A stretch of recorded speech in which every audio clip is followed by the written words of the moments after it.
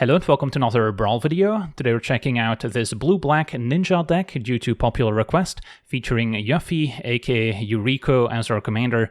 This 3-mana 1/3 has the very powerful Commander Ninjutsu ability for a blue and a black, so we can put Yuriko onto the battlefield tapped and attacking by picking up an unblocked creature. This gets around counter spells, and the Commander Ninjutsu ability also gets around the commander attacks, which is what makes this card so busted. Even if Yuriko gets removed once or twice, we can always ninjutsu it for just 2 mana. And then whenever a ninja we control deals combat damage to an opponent, we get to reveal the top card of our library, and our opponent will lose life equal to its mana value, as well as getting to put that card into our hand. So it's card advantage, while also being a win condition if we can reveal some expensive cards. And Yuriko triggers for each ninja that's hitting the opponent, so if we're attacking with multiple ninjas, we might get to enable it multiple times. So our game plan, of course, revolves around setting up our ninjutsu, and then we have a bunch more ninjutsu cards to try and get the most out of our ninja synergies. So taking a quick look at our deck breakdown, I've split things up into a few different categories, starting with a little bit of mana acceleration, only the most busted cards. Then we've got our cheap ninjutsu enablers, often 1-mana flyers or unblockable creatures, so we can ninjutsu Yuriko on turn 2, even if the opponent presents a blocker. Then we've got our other ninjutsu cards, since we're going for maximum ninja synergy, as well as additional ninjas that play well in this strategy. Then we've got our spot removal to clear a path for our ninjas to keep hitting the opponent and trigger various abilities, as well as a few counter spells, especially the cheap and powerful ones. And then we've got some additional miscellaneous cards, including delve spells, which also play very well with Yuriko's ability. If we can reveal them, they'll often have a very high mana value, so that's a lot of damage to the opponent, but we can still realistically cast them by just exiling cards from our graveyard. So that's our deck in a nutshell. Now for the deep dive, starting with our mana acceleration, we've got 2 Moxen. Chrome Mox is probably the best one, but Mox Amber's not bad either, with a cheap commander and a few other cheap legendary creatures throughout. Then Dark Ritual can maybe set up a 3-drop on turn 1 already, and Arcane Signet is usually worth it since we can always cast another 1-drop afterwards. Then our ninjutsu enablers start at 0 mana with Ornithopter, so that's a free flyer that we can deploy each turn to set up ninjutsu. Then we've got some 1-mana flyers, including some ninjas as well, like the Thousand-Faced Shadow has ninjutsu itself, but primarily it's an enabler. The Fairy Seer letting us scry 2 when it enters is great, as we can pick it back up to scry 2 again, which can also set up Yuriko's ability to maybe reveal something expensive. There's the Wind Robber, which is a flying rogue, so not quite as good as a ninja, but rogues still have some additional synergy, as we'll see in a second. Then there's the unblockable Mist-Cloaked Herald, Slitherblade's also unblockable, same with the Shore Stalker, and then the Changeling Outcast is one of the better ones, since it's also a Changeling, so it has all creature types, including a ninja. Then there's the Disruptor, which can tap an opposing permanent down when it enters, so can also maybe help clear a path. Spyglass Siren lets us explore when it enters, it's also pretty good to pick back up. Then there's the Floodpit's Drowner at 2 mana, which can tap something down and give it a stun counter, so it can also keep opposing creatures locked down, and pretty good to pick back up with ninjutsu. Baleful Strix will draw a card when it enters, and Flying Death Touch are also pretty useful keywords. And then Mockingbird we can cast for X = 0 just as a 1/1 flyer, but it can also maybe copy a creature that's already on the battlefield, including maybe a ninja, so it also picks up the ninja type. Then our ninjutsu cards got a bit of an upgrade on Arena compared to their paper counterparts. We've already seen the Thousand-Faced Shadow, which can ninjutsu for 3 mana now as opposed to 4. Then there's the Moon Circuit Hacker, which picked up Scry 2 as a little bonus before drawing and discarding. There's the Silencer, which can now discard any card compared to just a creature card to be able to destroy an opposing creature or planeswalker if it can connect. And then the Silver Fur Master now costs only a single mana to ninjutsu, while still giving our ninjutsu abilities a 1-mana discount, while also pumping ninja and rogue creatures. So there we see rogues still being relevant besides ninjas. Same with the Prosperous Thief. Whenever a ninja or rogue deals damage to an opponent, we get to create a treasure token. And then the ninjutsu ability for 1 and a blue still stayed the same, but a 2/4 now compared to a 3/2. So a little bit of a change there as well. Then we've got Skull Snatcher, which can ninjutsu, and then maybe exile cards from the opponent's graveyard as a bit of a graveyard hate. The Mist Syndicate Naga at 3 mana is quite powerful, as we can start creating tokens that's a copy of it, so we can start going wide as well. Then I forgot to mention Nashi also got an upgrade, now at 3 mana as opposed to 4, so that's also a pretty meaningful difference. And then when it hits the opponent, we get to reveal the top card of each player's library, and then if we cast it for free, we're the ones taking damage compared to the opponent, so a little bit of a difference with Yuriko, but still very powerful. And then a Ninja of the Deep Hours can ninjutsu for 2, letting us draw additional cards, similar to the Infiltrator, which applies to all ninjas we control, so that's also a bit of an upgrade. Then we've got a Planeswalker with a ninjutsu ability. Kaito can also make an emblem to pump up our ninjas, or maybe tap opposing creatures down, or just draw additional cards each turn. And then our curve toppers include the Okiba Gang Shinobi, which whenever it hits the opponent makes them discard 2 cards, and Ink Eyes lets us reanimate a creature from the opponent's graveyard, so it can also be a lot of fun. Then we've got additional ninja synergies with Smoke Shroud, which can return out of the graveyard to enchant our creature, giving it +1/+1 and flying. Then there's Tetsuko Mizawa, making smaller creatures unblockable. There's Satoru, which can draw extra cards if we ninjutsu something. There's Black Market Connections, which can be a powerful card draw engine and way to generate treasure tokens each turn, but it also makes Shapeshifters, which are changelings, so they have all types including ninja. Then the Ninja's Blades from Final Fantasy can also be a lot of fun. If we manage to hit the opponent with it, we get to draw and discard, and then deal damage equal to the mana value of the discarded card in case they're stuck in our hand. Then there's Satoru Umezawa, which also got a bit of a buff on Arena, as we can ninjutsu for 3 as opposed to 4 mana, and then also got a bit of a stat boost, but can also just draw us extra cards whenever we use a ninjutsu ability. And then a Kaito Shizuki can make an unblockable ninja token with a -2 and draw additional cards with a +1. And finally, Roaming Throne, a way to maybe double our ninja's abilities, including Yuriko.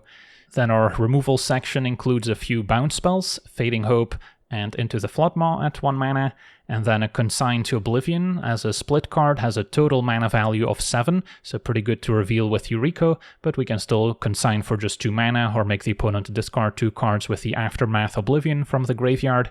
Then we've got a few discard spells with Duress, Inquisition of Kozilek, and Thoughtseize to take away problematic cards from the opponent's hand. They also play well with our bounce spells, as we can first bounce something problematic and then make them discard it. Got some black removal at 1 mana with Cut Down and Fatal Push, and picking up a creature with Ninjutsu can also enable Revolt for Fatal Push, so that also has excellent synergy. And then Bitter Triumph can deal with either creatures or planeswalkers. Dismember also pretty good with Yuriko, since it has a mana value of 3, even though we can cast it for just 1 mana by paying 4 life. Same with Flare of Malice, which we can sometimes cast for free by sacrificing a non-token black creature, including maybe Yuriko, since we can just redeploy it out of the command zone for 2 mana. And then Murderous Cut has 5 mana value, but we can also cast it for 1 mana thanks to the Delve mechanic if we have a full graveyard. Then our counter spells include Spell Pierce, Wash Away of course for opposing commanders, Remand as a nice tempo play, and then the hard counters, Counterspell, and Mana Drain also gets to make additional mana for us. And Flare of Denial we can also maybe cast for free by sacrificing a non-token blue creature, so once again sacrificing Yuriko is usually the play there. And then our miscellaneous section includes Brainstorm, which is perfect for setting up the top of our deck, so we can deal a lot of damage with Yuriko's ability. Then there's a few Line Cyclers, Lorien Revealed and the Troll of Khazad-dûm have a high mana value, but we can still use them for essentially 1 mana. Commandeer is also a lot of fun if we can pitch 2 blue cards from our hand to cast it for free, and then gaining control of an opposing non-creature spell to redirect it, and 7 mana with Yuriko's ability, so 7 damage, and then some expensive delve spells here with Treasure Cruise to draw 3, Dig Through Time to look at the top 7, putting 2 in hand, and Temporal Trespass to take an extra turn. And then the mana base is mostly just blue-black mana fixing, just a couple utility lands with Odawara to bounce something, Takenuma to maybe get a creature back, as well as Access Tunnel to maybe make a smaller creature unblockable for the turn. Also has a good synergy with Yuriko. So yeah, that's our deck. Now let's jump into some games and see how the deck does. Okay, we're on the draw, facing Vivi, so we will need to find some creature interaction to deal with it. Otherwise, it can be a very scary commander. Can use a Silencer, perhaps. We've got good enablers, so yeah, I'll try this.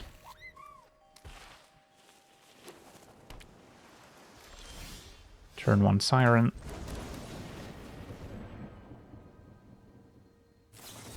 Opponent counters with a Stern Scolding, fair enough. the rare answer in blue. I guess technically it's an uncommon. Alright, now Duress. I want to probably cast it next turn, as we can more easily double spell. So maybe we do play the Fugitive. Opponent memory lapses, so it goes back on top. And your opponent's not going to want to tap out for Vivi.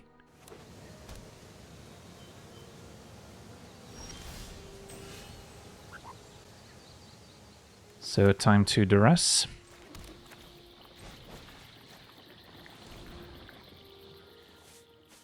See a hand with... This is a cantrip. Time Warp, Winter Moon, I guess, could be effective. Since I don't have any basics in play at the moment. Cyclonic Rift as a bounce spell is also pretty good. Might have to take the Winter Moon. And then I might force them to cast Cyclonic Rift already.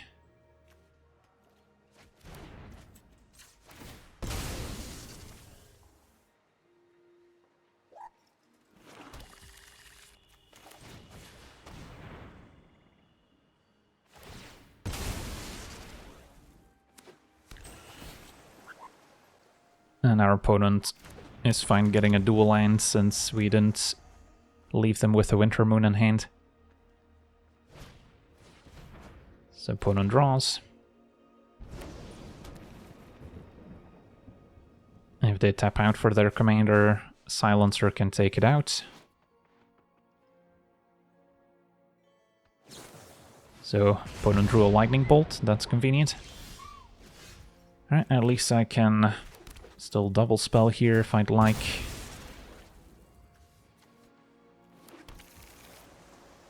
Although the problem with playing both is that we may not connect with a Silencer to take out Vivi. If I play Yuriko, they can also just end of turn Cyclonic Rift it. So yeah, interesting spot. I guess there is merit to double spelling and getting both in play. Not too far from delving the Trespass either.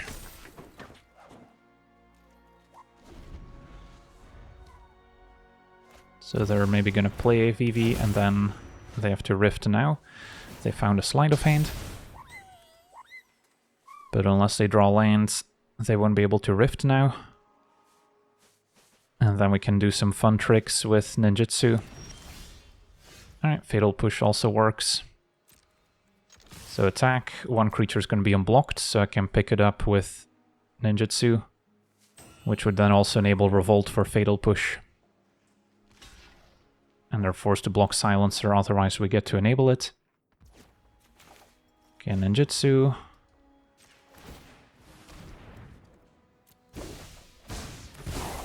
Shrinks down the Silencer, but that doesn't matter since we can push. And then I could let damage happen, trigger Yuriko, and then still Ninjutsu the Master.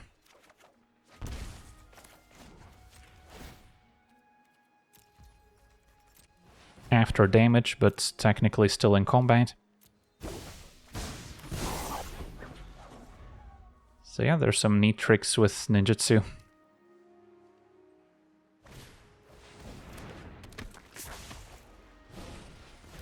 Opponent with Prodigy into a cantrip.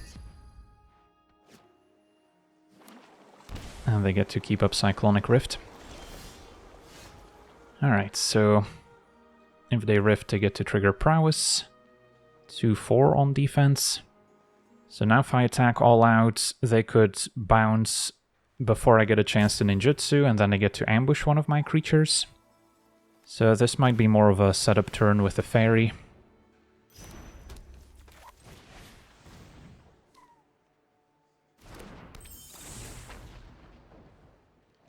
And then Roaming Throne isn't bad. A fetch land's also useful for setting up the Trespass. Let's see, 6 plus 5 is already enough to Trespass. I guess we don't need to keep the fetch land necessarily. Roaming Throne I cannot play alongside using Yuriko, so maybe we can find some other interaction instead. So no attacks this turn.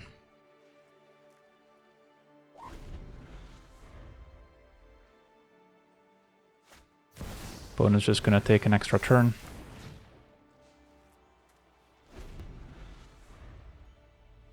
So a little bit anticlimactic. They can recast Vivi. And they might have found another 1 mana spell. Still a mana away from overloading Cyclonic Rift. So we'll see. Remind is useful, although they can rift multiple times. So attacking all out could still be risky, although one creature should go unblocked, and then I can set up some ninjutsu tricks. Problem is, they can block the silencer, and then I wouldn't be able to pick that one up, and they get to ambush it thanks to prowess. So, could just attack with a fairy, have them bounce it, and keep remained up.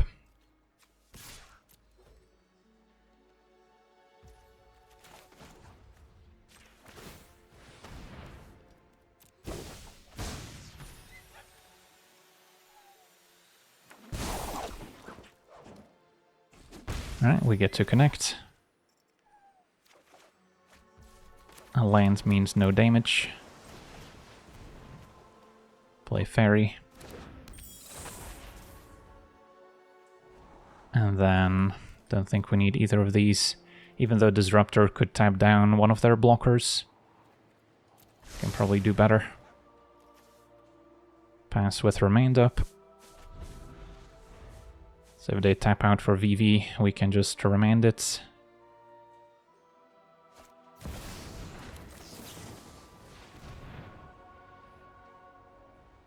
And then with a Trespass, we should be able to set up something powerful here.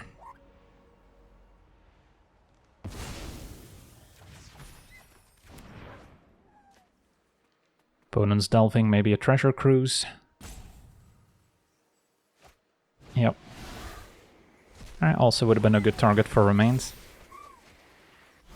Now they can still hit a land drop for a turn. And find a channeler. Ooh, Flare of Malice isn't bad either. So I can cast it, sacking Yuriko potentially. And then still ninjutsu it back, picking up Fairy Seer. I think we're actually fine to attack all out. And then we can reevaluate.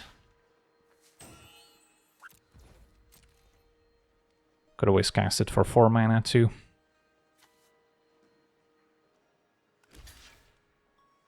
Alright, they're double blocking Silencer. Yeah, Malice does punish a double block. And if I Malice for 4 mana, I can still delve a Trespass. So that seems good. No need to sacrifice Yuriko. Get a couple triggers, since 2 ninjas connected. And then I could even Mox Amber, Thoughtseize, and then still Trespass. And see a hand of Miscast, Rift, Vivi. Take the Rift. And then Trespass. Don't think our graveyard matters too much. Now that'll do it. Awesome. On to the next one. Okay, we're on the play with a hand that does not have a cheap enabler for ninjutsu. Even though Brainstorm is awesome to set up Yuriko, could maybe put Consign to Oblivion on top and deal 7. But yeah, I would really like a 1-drop to set up ninjutsu, facing Ketramose, so kind of a black-white control deck with a lot of exile effects. So yeah, if we had a 1-mana creature, this hand would be quite good, since I also like connections. But let's take a mulligan. Once again, no 1-mana enabler, although Baleful Strix might do. Can keep up Spell Pierce, if not, we get to Surveil.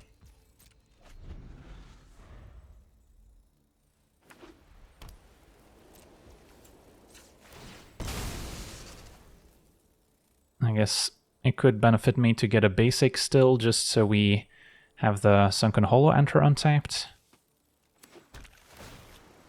But Surveilling's useful. Troll is good to put in the graveyard for Delve, even though it can also get a basic. I may not need 3 mana, since it's just 2 to Ninjutsu Yuriko.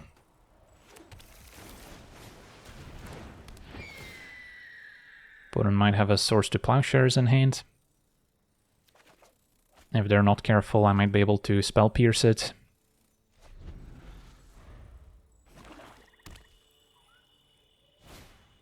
It's going to be a Peddler to disrupt our hand instead. So no way to stop Yuriko next turn at least. Takes a Spell Pierce. Replaced with a Juggernaut. So get to attack. Ninjutsu.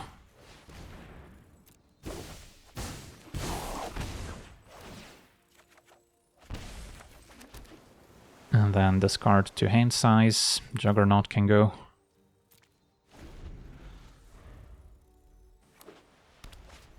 There's Ketramose. Currently 1 card in exile. Alright, so can play Umezawa, so we get to connect with Yuriko. See what we draw, and then maybe still play Slitherblade.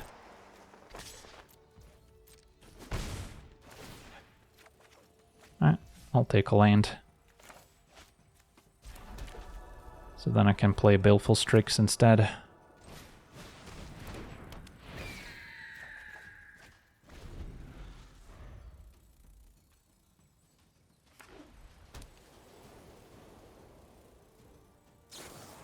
Umezawa exiled by Vanishing Verse. Ketramose draws. And we still suspect a 1-mana Swords to Plowshares. Do we take this trade? It would technically clear a path for Yuriko, so I don't hate it. The Strix is a good enabler for the Naga, but we've got other ways we can spend our mana.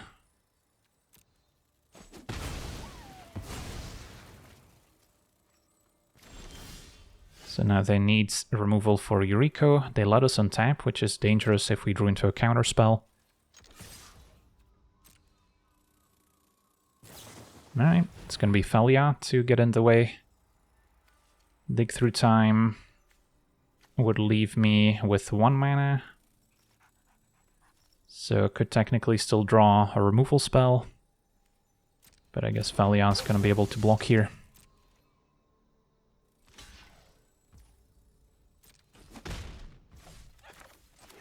And then get on the board with Slitherblade.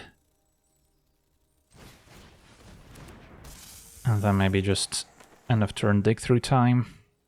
Although Dig Through Time would enable Ketramose is a problem. So there is a downside to delving. So maybe I'm better off just playing a Ninja Blades, for instance.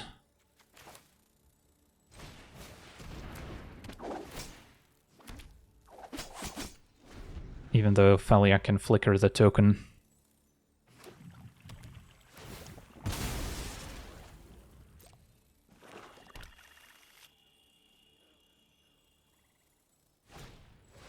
And Grasp of Fates can exile 1 thing.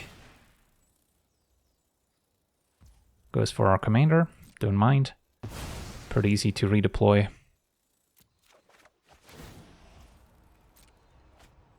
But now Felia can, I guess, flicker the Grasp of Fate as well. And there's a Swords to Plowshares. Felia flickers Grasp, gets rid of Slitherblade.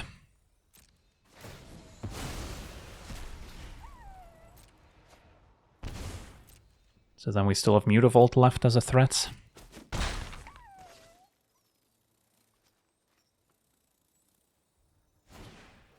And a Relic. So Goodbye, graveyard. So I might have to delve while I get the chance.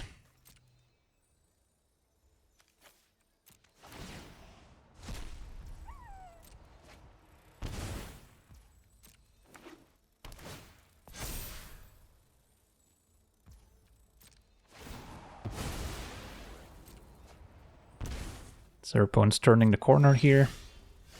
Flare of Denial could be useful. So I could get in with Naga, although Felia flickering the tokens doesn't feel great. Could get in with a Ninja instead. And see if that works out.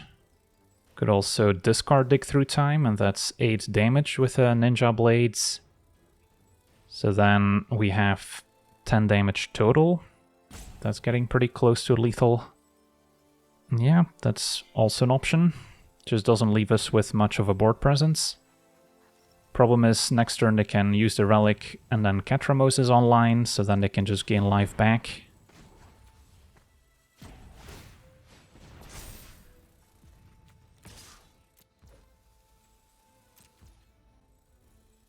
So maybe my best chance is still Yuriko.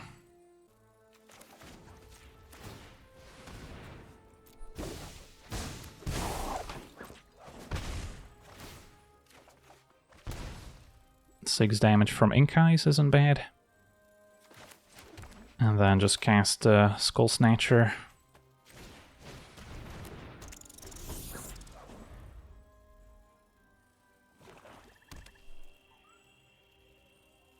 Might have to flare, sacking Yuriko. Yeah. At least they don't have the mana now to sack Relic. So Ketramose isn't online yet.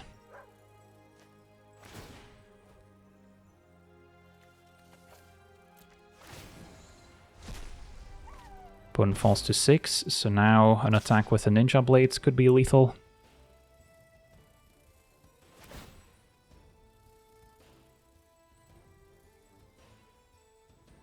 Opponent flickers Relic. So currently 6 cards in exile. Back to 5. Relic can activate back up to 6. But that still leaves them dead to the Ninja Blades. Unless they can exile a card for free. Opponent's already played land for a turn, I believe. Alright, so equipping Ninja Blades should do it.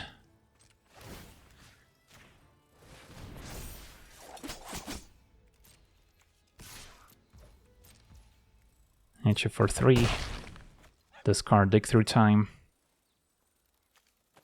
And let's resolve that first.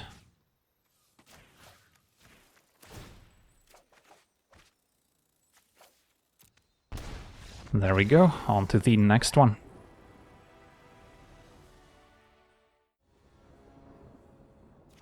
Alright, we're on the draw, facing Nashi, so Sultai, Flash, good stuff.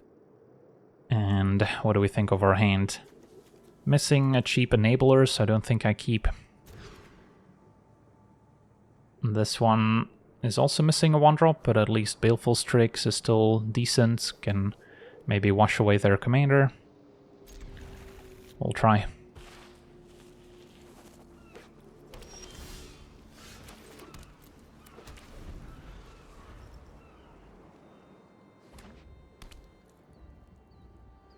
If they play a ramp card, I may not be able to tap out. And yeah, Malevolent Rumble could already set up Nashi. But if I don't do anything, that also feels pretty bad. So I think I still play the Strix. And then if they tap out for Nashi, at least we get to do our thing as well.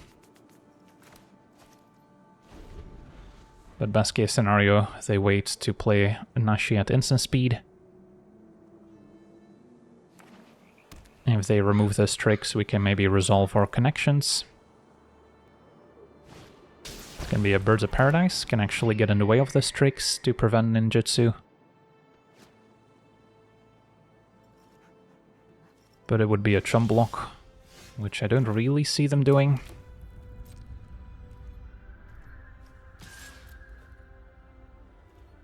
So instead it's possible they have spot removal for Yuriko.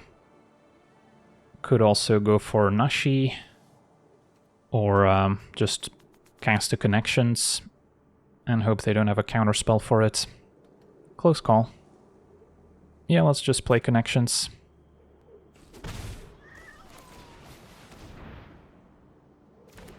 That resolves.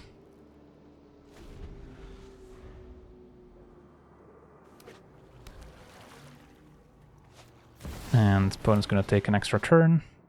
At least nothing on the battlefield to really leverage it. Just a 5 mana explore, sort of. But now they do have access to 7 mana already.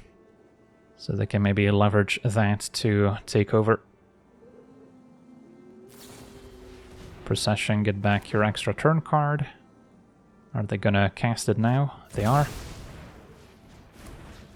Alright, opponent's spinning their wheels. So they still have access to 7 mana. Maybe our opponent's gonna try and escape Uro, which would be pretty effective here. Alright, opponent casts Nashi for starters.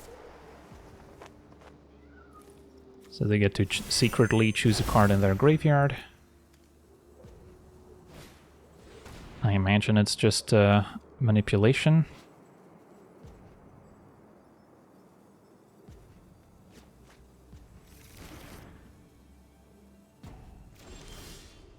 Alright, normally I would only choose the first 2 modes, but I think since the Shapeshifter is also ninja, I'll go for all 3. And then I could ninjutsu, picking up Baleful Strix.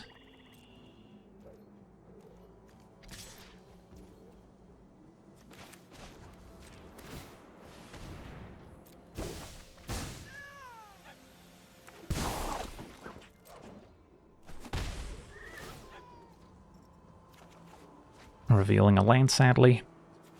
Play Ornithopter, and then pass with Remand and Wash Away Up.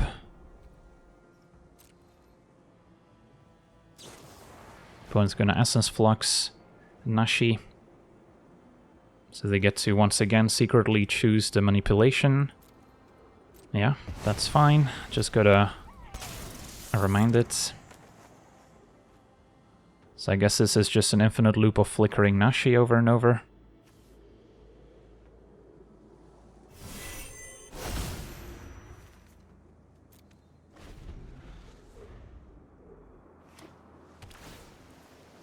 If they escape Uro, I can Wash Away. It's gonna be a Displacer Kitten. So that plus any spell is another way to flicker Nashi to set up their nasty loops. Yeah, I guess we're reminded here.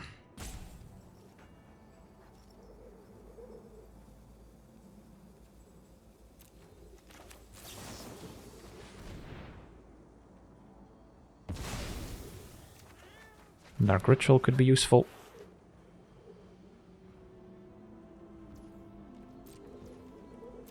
Take our turn. Once again, no time like the present.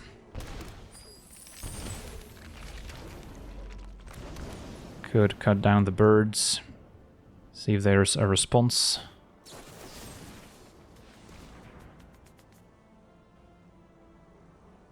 And then Skull Snatcher, also a way to exile some key cards from their graveyard, potentially.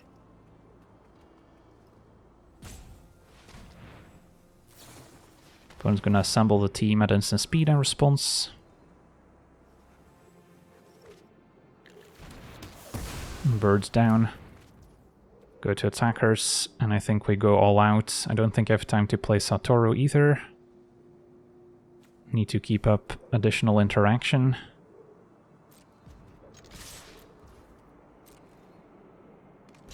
They block the token.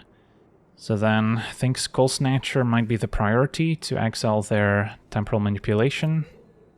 And then just hit with the 2 ninjas.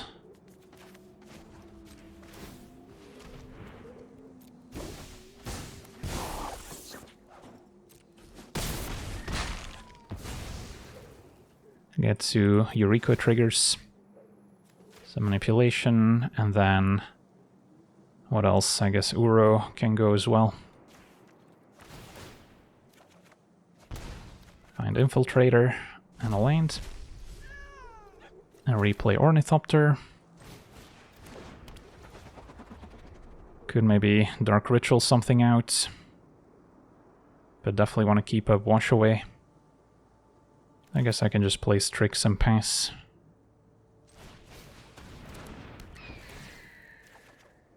Alright, better Triumph. Although Nashi does have Ward.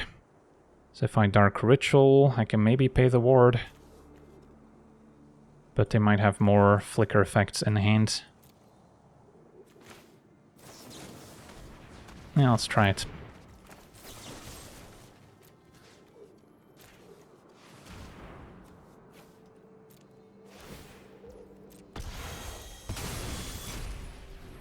Alright, Nashi down. That worked. So we still have Wash Away for 1 mana if they want to recast their commander. But they probably have some Time Warp effects in hand. So they're gonna cast one of them. And yeah, since they conjured an extra copy, they still have the manipulation and circulation despite having exiled the original. So they might still be able to get this one back with Nashi. Doesn't seem like the best design. I kind of lost track of how many more conjured cards they have in hand here. But I believe it's at least one more. I absolutely need to counter. And that works. Awesome. And our opponent explodes. Well, we barely dodged an infinite loop here, but glad we got there. On to the next one. Okay, we're on the play, facing Samut, red-green aggro. Hand is decent. We get to play Ornithopter as a free ninjutsu enabler. Got another ninja. Brainstorm to set up Yuriko. And we can maybe wash away Samut as well. So lots of cheap and even free interaction. Elvish Mystic resolves. So yeah, let's Brainstorm. And then I can keep Flare of Malice on top as the most expensive spell that we can reveal to Yuriko. And then the other card doesn't matter since we're just gonna draw it.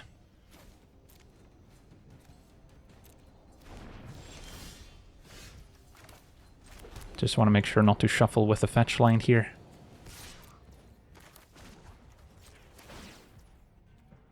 Now, it does mean I will be shields down for Wash Away on Samut. But I can Flare of Malice. Picking up Yuriko, basically. Since we can ninjutsu it again next turn. So you have their place Samut. I'm pretty happy.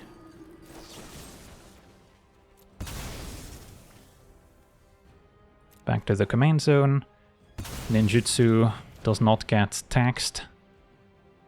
So, kind of a loophole here. Alright, next up, Ninjutsu Yuriko, and then we can keep up Wash Away this time. Although I might just go for the Wind Robber after all. We'll see what we draw.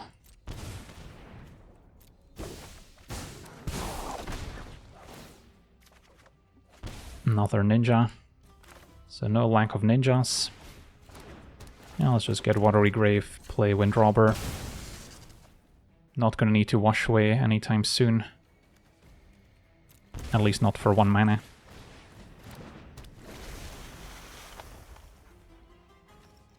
So these all ninjutsu for 2 mana, this is 1 mana. Our opponent found a Smuggler's Copter. That's relevant, since that can get in the way of our flyers. And they can still crew it. So I get to attack all out. They block Maybe Yuriko, or maybe the Wind Robber. But then we still get to Ninjutsu and hit with 2 other ninjas. So I think that's okay. Yeah, if I were them, I would not block Yuriko, since that one just goes back to the command zone. But yeah, opponent goes for it anyway. So now making treasures seems useful, since we're a little light on mana.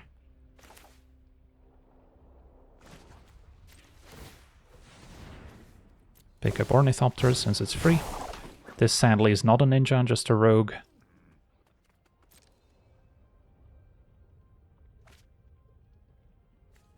Although Thief triggers off both ninjas and rogues, so there is a bit of synergy there. Back to the command zone, thank you very much. Find cut down. So that could take care of an Elvish Mystic or just Samut. So we're good to pass it back with cut down and wash away available. Maybe should have just cut down an elf, since we have wash away for Samut. Now they could cast some big 6-drop. Minsk Bamboo isn't bad. Go for the ice, boo! The ice! I guess we can cut down a response.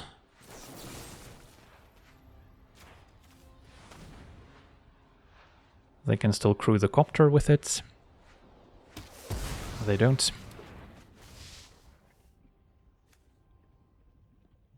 But yeah, now we need to split our attention to Minsk as well as our opponent. They still have Copter as a blocker, but now Bitter Triumph can deal with either Copter or the Planeswalker, which is maybe a better use of our mana. Alright, so once again, send everyone at my opponent. They're also close to dead. And then in their seat, I would actually block Ornithopter, I think. Just because it's the free enabler for everything.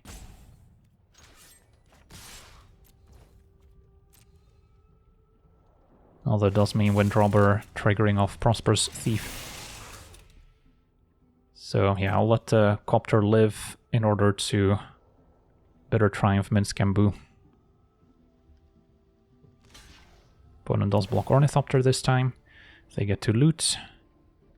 And yeah, I probably go for Yuriko on the Wind Robber now. Hope to reveal some expensive cards. Although I'll take a land as well, since I could play land for turn.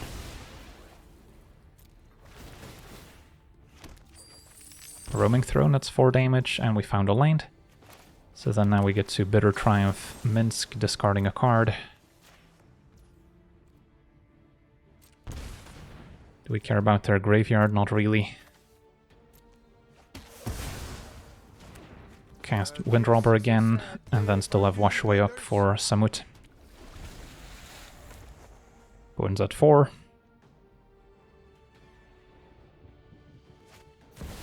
And we get to say no.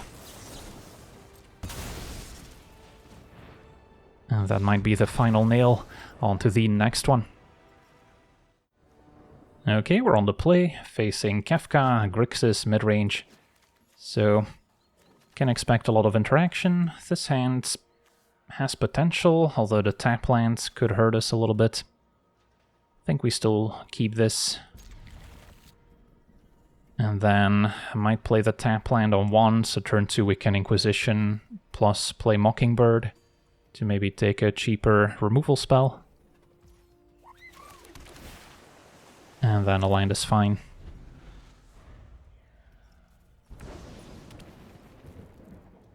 Opponent might have their own discard spell. Alright, so for now, Inquisition.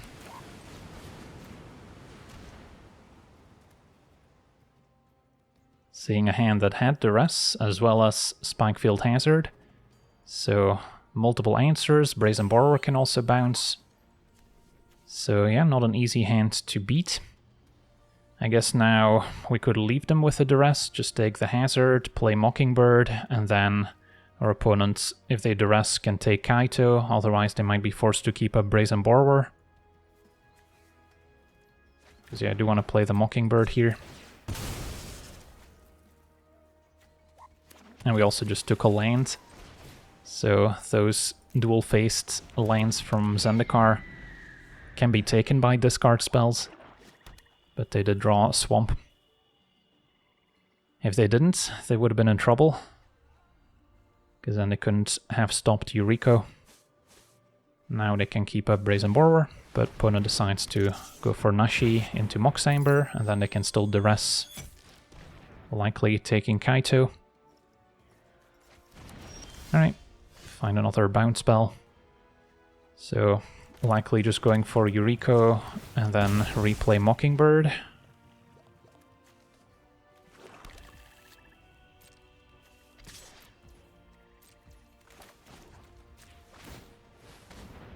Could also bounce Nashi, so they can just play the One Ring out.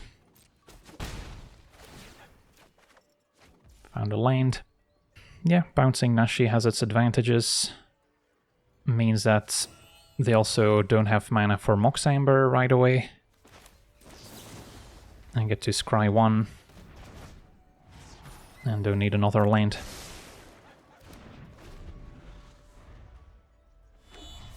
They did draw a land for turn, but they cannot quite go Ironcrag plus Nashi. They could go Ironcrag, keep a Borrower, or Nashi and then enable Moxamber, so they can adventure with a Borrower. And they're gonna main phase it so they don't run into any counter spells. Alright, so we gotta rebuild Infiltrator's 2 mana to Ninjutsu. Could cast a Skull Snatcher, play Mockingbird for 1 mana, and then still keep up into the Floodmaw, maybe just bouncing Nashi now, so they don't get to connect. Although they can potentially play Borrower to block, although I guess they would need double blue, which they don't have if I bounce Nashi. So it seems worth a shot. Although of course we don't have an answer to the One Ring at the moment. But they would also need to draw a land for it. Alright, so I leveraged a few bounce spells to try and gain a tempo advantage. But our opponents drew the land they needed. Yeah, they drew 3 lands in a row if I'm not mistaken, since we took the Hazard, which was their only land in hand. Can't quite play Kefka, but they can go Nashi into Borrower to block Mockingbird. But it would still be a trade at least. Now Murderous Cut I can cast for 1 mana. So I could start there, take care of Nashi. And then they have to play Borrower now before their legendary creature disappears.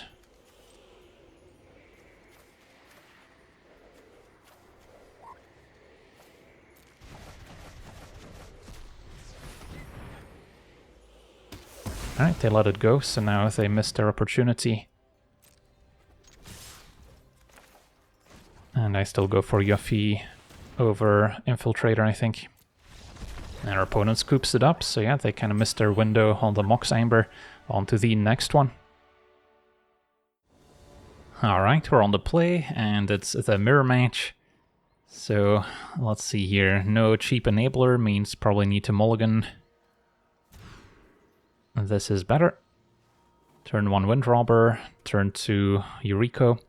Although, if our opponents got their own 1 mana flyers, they can block and get in the way. So then things might get tricky. I have a few expensive spells with Delve in hand, so might struggle to cast both of them this game. But maybe we'll draw Brainstorm and then we can set them up with Yuriko. And getting basic Island is probably fine.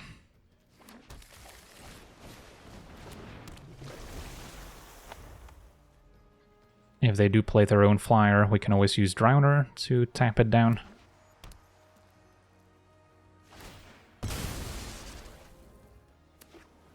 Alright, just gets a tapped land. So we should get the opportunity to hit with Yuriko. Never mind, they have a Chromox, so they could still have a 1-drop. Gets rid of a split card and an outcast, so unblockable, but also doesn't block our flyer. So yeah, we both get to have Yuriko. Next turn I can maybe tap things down with a Drowner, but the Chrome Mox does give the opponent an edge here. Dark Ritual could maybe let me a double spell more effectively next turn. So our opponent's going to return a favor. Then I don't necessarily have to Ninjutsu if we just get to attack with our 1-3. Can maybe use the Ritual for our Delve spells instead. They revealed a 4-mana Price of Fame, and they can replay the Outcast at the very least. It's going to be a Mausoleum Wanderer instead. Okay. Step 1, I think I just attack, see what we hit. Opponent's going to jump, okay. That's fine by me. Then I think we're looking at Windrobber pass with a Drowner available.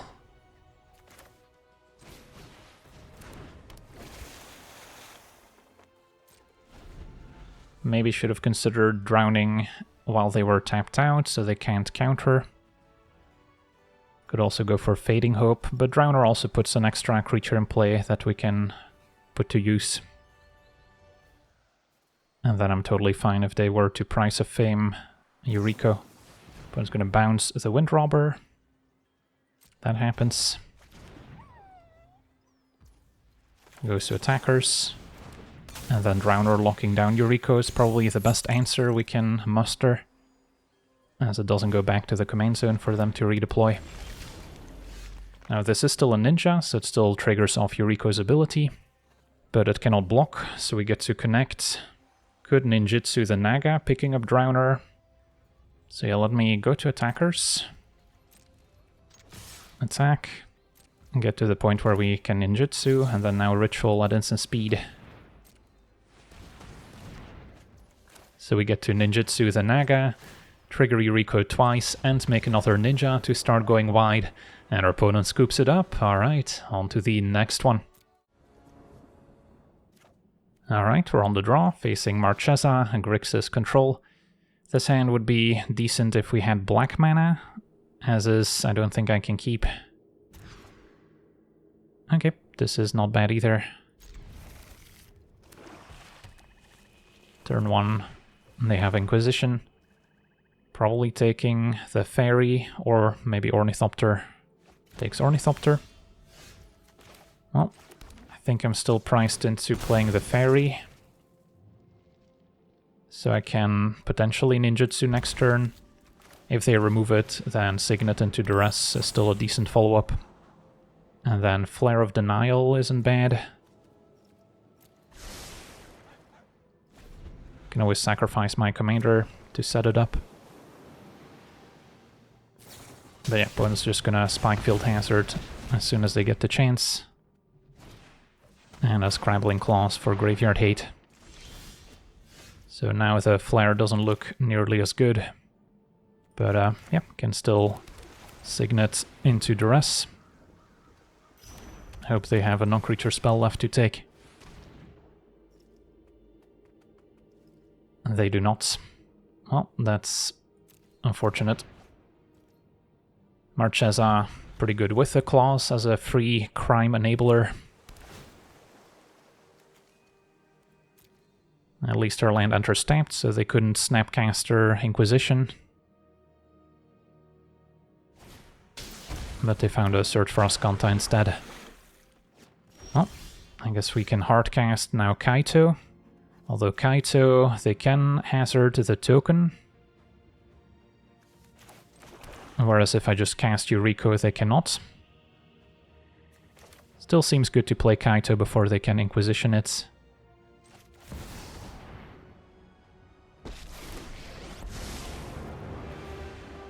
There are many secrets I don't know, but not for long. And then we force them to Spikefield the ninja. If they let me untap, I could also maybe Flare of Denial. We'll see. Yeah, it does say non-token, so cannot sack the ninja.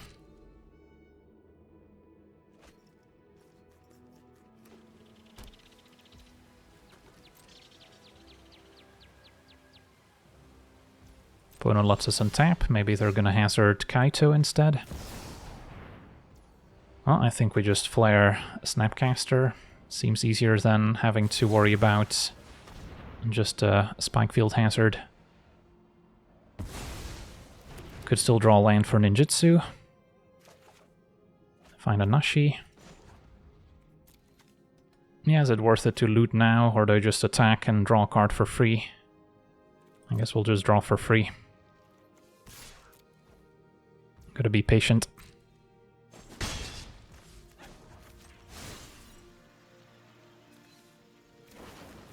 Fading Hope can also maybe bounce my own creature if needed. Marchesa dies to Dismember, which our opponent knows about.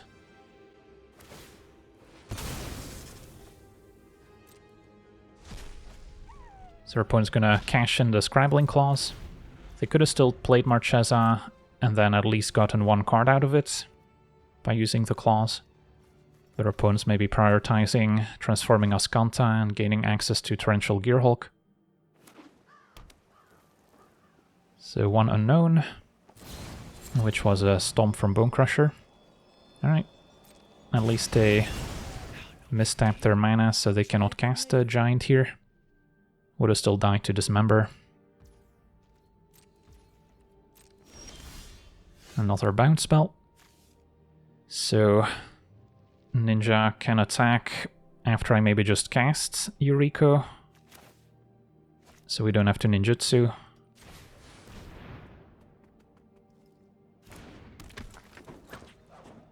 And then we still have our bounce spells and Dismember up.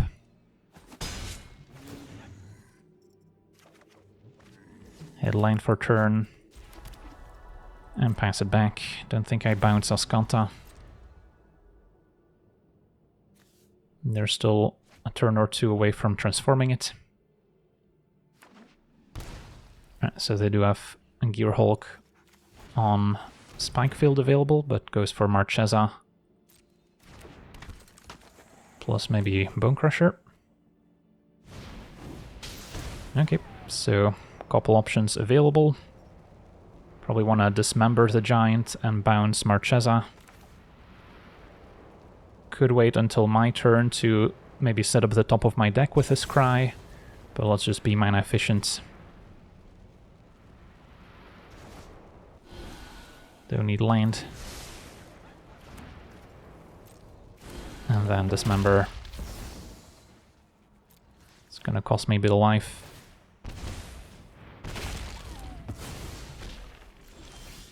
Find a Fatal Push, also decent.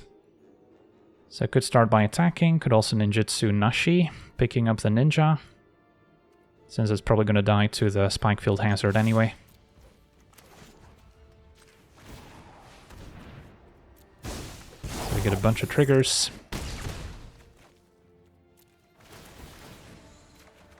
Four damage from Roaming Throne, one from Dark Ritual, and then a Murderous Cut I wouldn't be able to cast, but ritualing out a Roaming Throne seems fine.